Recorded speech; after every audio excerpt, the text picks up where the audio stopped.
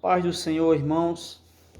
Neste vídeo, quero falar sobre a chamada episcopal, a pessoa que recebe a chamada para ser um bispo, para ser um presbítero, um ancião ou um pastor. Isso aí são palavras sinônimas, dá no mesmo.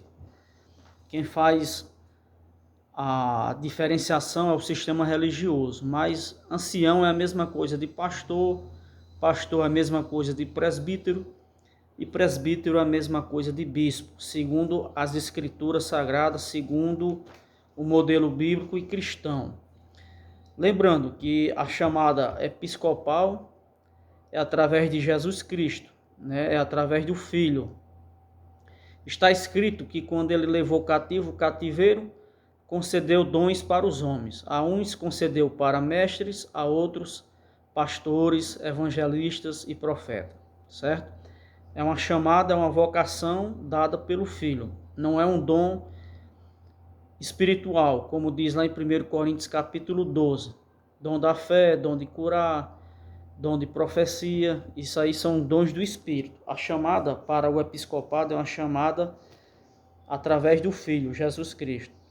Quero ler aqui, irmãos, em Atos capítulo 18, versículo 24, diz assim: Nesse meio tempo chegou a Éfeso um judeu natural de Alexandria, chamado Apolo, homem eloquente e poderoso nas escrituras. Era ele instruído no caminho do Senhor e sendo fervoroso de espírito. Falava e ensinava com precisão a respeito de Jesus, conhecendo apenas o batismo de João. Apolo, ele só conhecia o batismo de João. Existe, irmãos, denominações onde você só vai ou só irá ser um pastor se você falar em línguas, em outras línguas. Sabemos que falar em línguas é um dom do Espírito. Está lá em 1 Coríntios capítulo 12. Que ele concedeu uns para falar em línguas, outros para interpretar, certo? É um dom espiritual.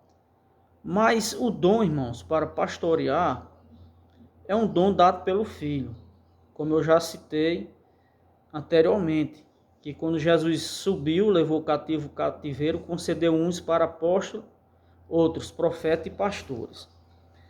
Então, existem denominações que você só pode ser um líder, só pode ser um pastor se falar em língua. E segundo essas denominações, é uma forma de a pessoa saber se você foi cheio do Espírito Santo ou não. Mas eu quero dizer, irmãos, que uma das coisas que mostra se você é cheio do Espírito Santo ou não é os frutos. Os frutos vai mostrar se você é cheio do Espírito Santo ou não. Não é só o falar em língua. O falar em língua é um dom espiritual que edifica você próprio. E só há uma edificação na igreja quando há intérprete.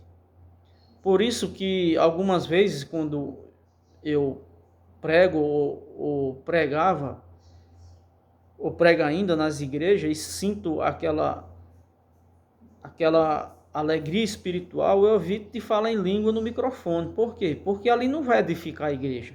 A língua estranha ela apenas edifica a mim, porque só Deus que entende.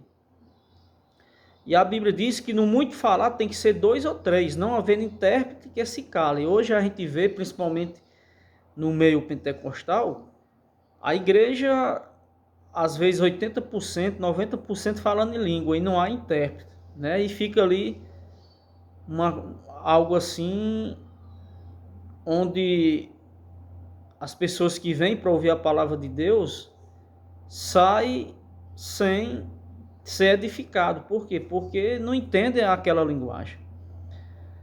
Então, existem denominações, irmão, que você só pode ser um diácono, só pode ser um presbítero, um pastor, se falar em língua.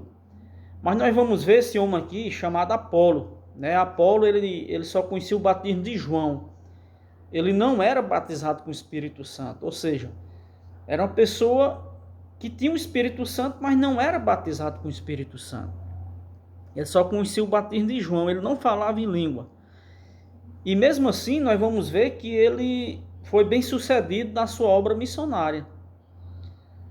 Por quê?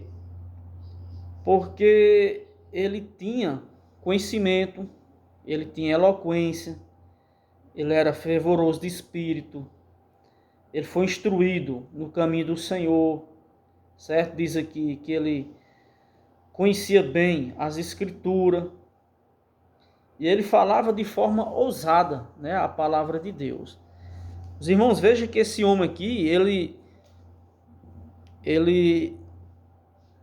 era tão, assim, vamos dizer assim, usado nas mãos de Deus, que a igreja de Coríntios estava existindo uma divisão e alguns diziam assim, eu sou de Paulo, outros diziam, eu sou de Pedro, e outros diziam assim, eu sou de Apolo, certo? Então os irmãos vejam que Apolo era uma pessoa considerada no meio cristão, embora não fosse batizado no Espírito Santo, embora não falasse em língua.